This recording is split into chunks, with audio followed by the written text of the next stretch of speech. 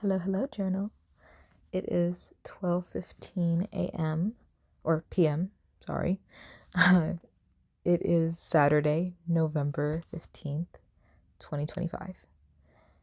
And I really felt called today to release one of my voice journal entries again. Yesterday, I did that for the first time ever, and I was just like, well, let me not hold this expectation of myself to do this um, over and over again. I'll only do it when I feel called to, and here I am today.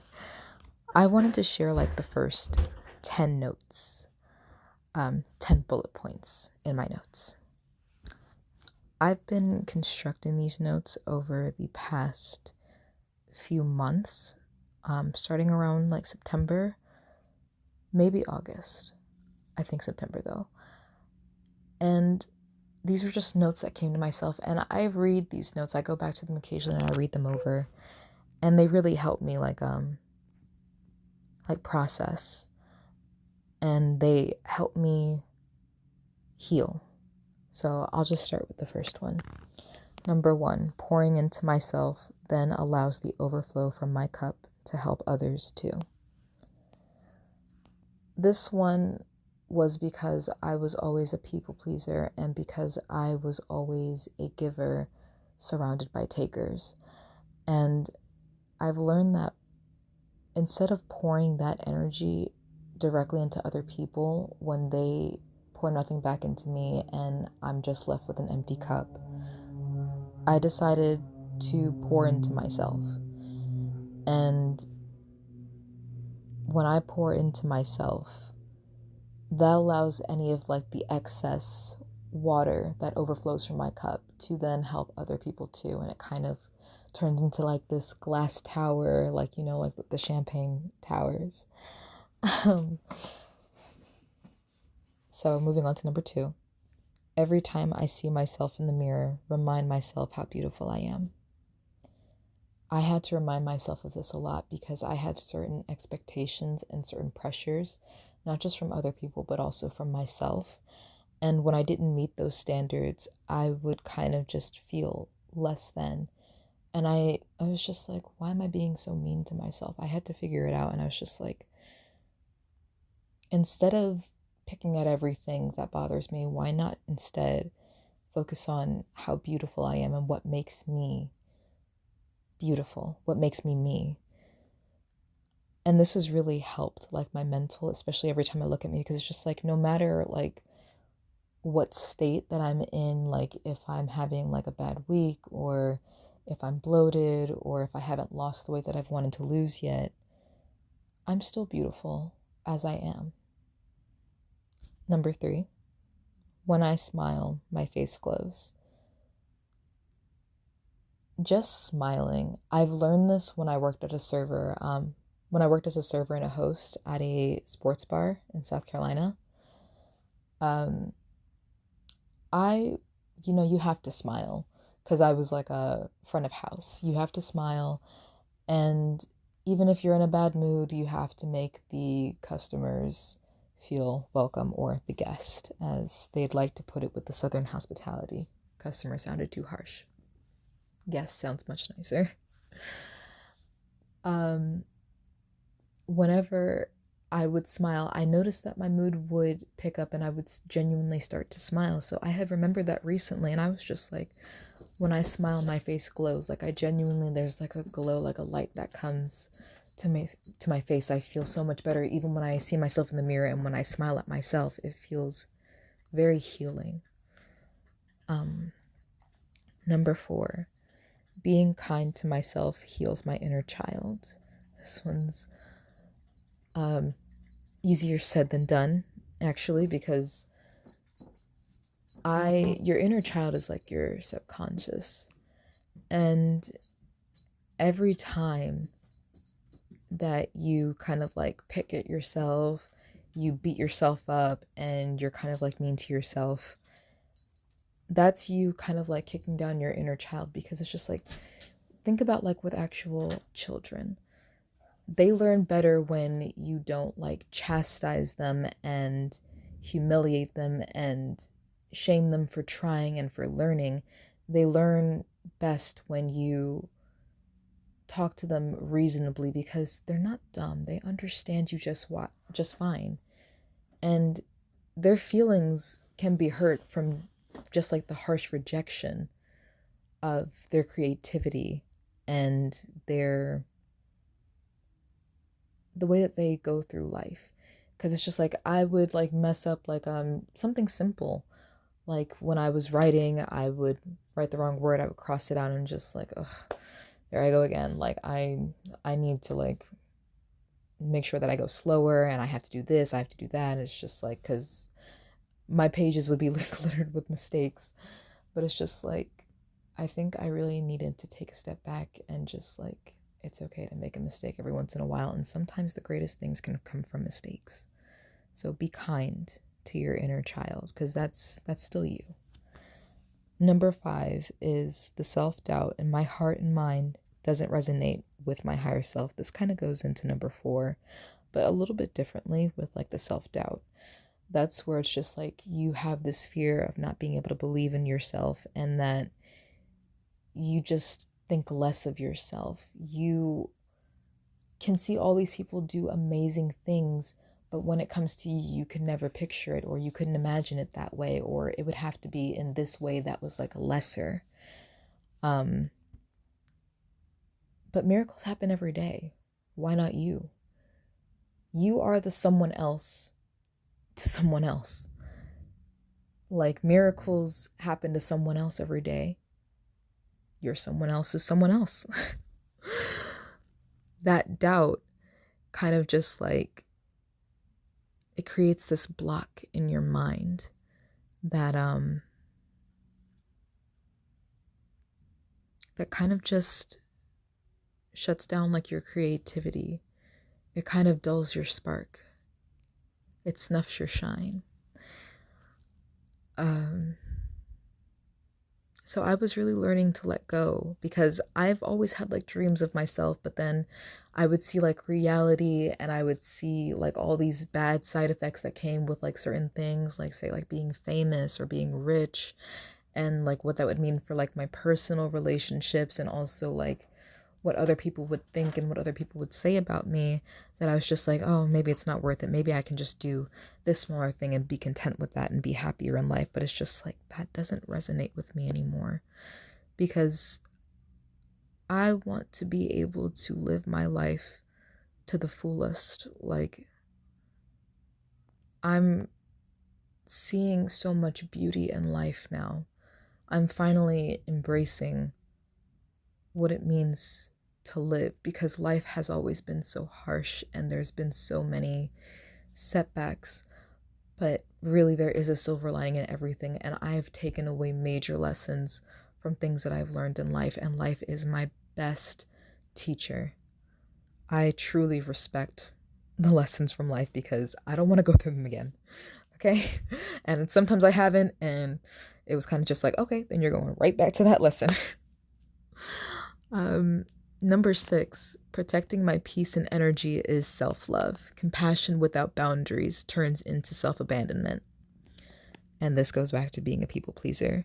And this goes back to not being able to say no. I was so scared of being heard and being seen and offending certain people that I just wouldn't protect my peace. I would kind of like leave myself exposed, and I would let myself be in certain situations that I really didn't want to, because I didn't know how to back out, say no, like say what was right for me, because I didn't want to offend anybody. I didn't want to say what I really felt, like my opinions, my thoughts, and kind of be put on the spot and scrutinized. But I'm learning that saying no is okay. Hi, Claire. Saying no is okay. I can still have compassion for someone, love for someone with distance. And protecting my peace and energy is love, because some people will call you selfish for stepping back. Oh, I gotta sneeze. Oh, some people will call you selfish for taking your energy back into yourself because you're no longer pouring into them. You no longer don't have boundaries. Now you have boundaries and now they can't do what they want. And now you're selfish for it. But to not have boundaries is to abandon yourself because you leave yourself exposed to all these people to take from you. And they just don't give back.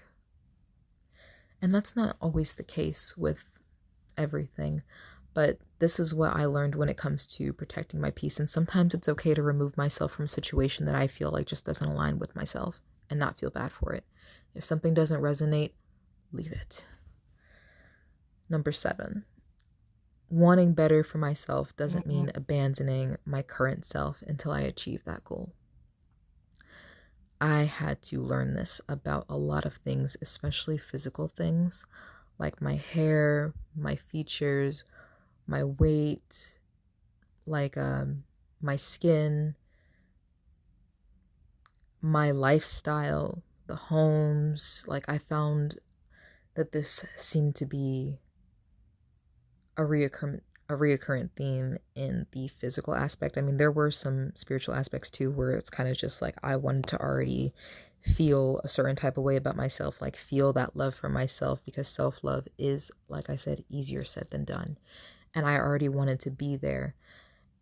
And I kind of started to build resentment for my current self for not being at the place that I wanted to be at, set these expectations for myself.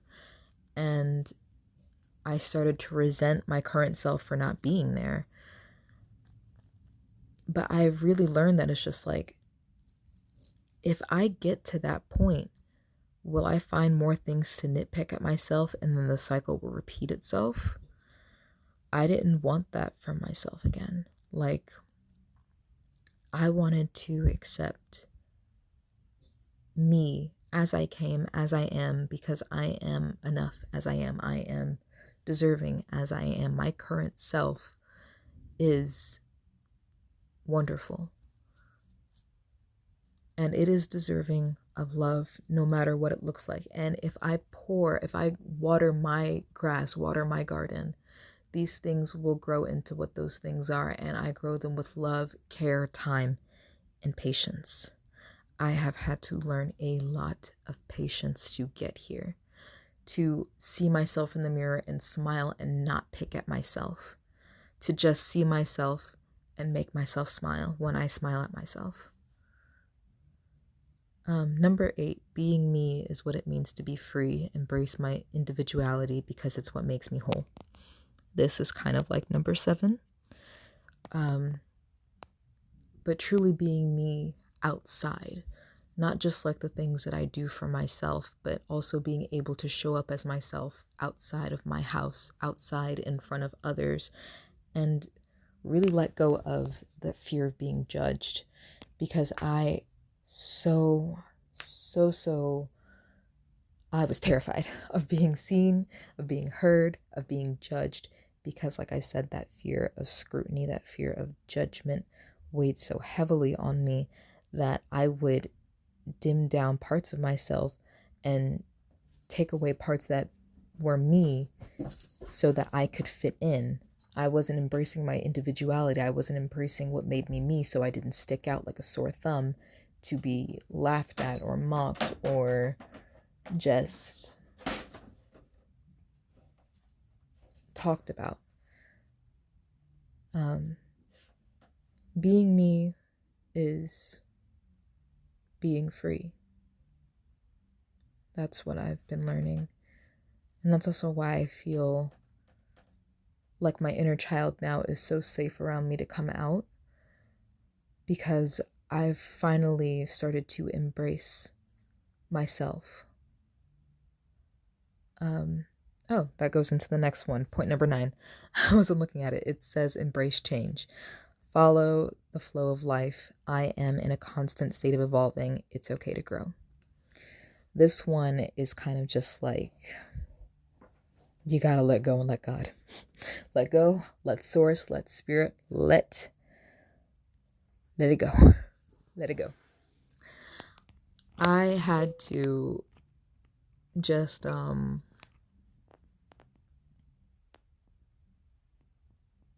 let go. That's like the 15th time I'm saying let go, but it really is just let go. Because when you have like this pressure on you, this constant pressure, because you don't just face pressure from the external, that internal pressure will eat you alive too. Kind of like a lot more subtle though, because it's not like someone outright like berating you or making you feel bad. This is like your inner voice kind of like speaking to you and just not letting you move on.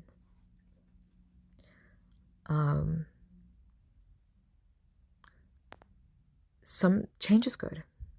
I was about to say sometimes change is good, but change is good. Something really bad could have happened, but then you'll look back on it and you're just like, thank God something like that happened and it happened this way and not that way. Or thank God that actually did happen because I wouldn't have found this, or that. And you have moments like that, like those moments that you think back to that all the time. And I feel like when we resist it, it becomes a lot more difficult. But life is kind of like a river, like a time stream. And we are in a constant state of growth, and we are ever changing, ever evolving. Should we let ourselves, if we don't get stuck in the same mindset? And this comes with like embracing change by like being wrong, making mistakes, because being wrong is okay. That means you can learn what it means to be right. Accountability is also a very beautiful thing because accountability is the key to unlocking growth.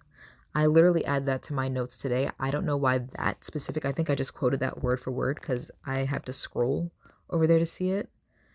Yeah, I think I just quoted that word for word. I feel like I needed to get that out today. But also I tweaked another one today. It's I am human. Failures do not define me. They are a part of my process. How I respond to failure is what matters. And I can't even really call it failure. It's kind of just like experimentation. I might actually change that one and tweak it and turn that into experiments. Because failure is such a strong word, and the fear of failure kind of like weighs on people, and that stops people from trying to grow and trying to change. Okay, number 10. I don't have to over explain myself to feel validated. I am peace within myself. And that's just what it is. I am peace within myself. I can't get peace from other people because that means that I'll always be searching for that peace and validation in others, and there's just too many people that exist. But if I can find peace within myself, then that is enough. Okay. That is all. Yeah, I think that's about it. Oh, well, the over-explaining thing. I don't have to over-explain myself to feel validated. My energy speaks for itself. I know what I mean, and I know that there will be other people that know what I mean. And I'm content with that. Rather than needing to over-explain myself to someone who just doesn't get it, it's just draining on my energy, weighing me down. Okay, that's all. I love you guys, and hopefully this resonates with some people.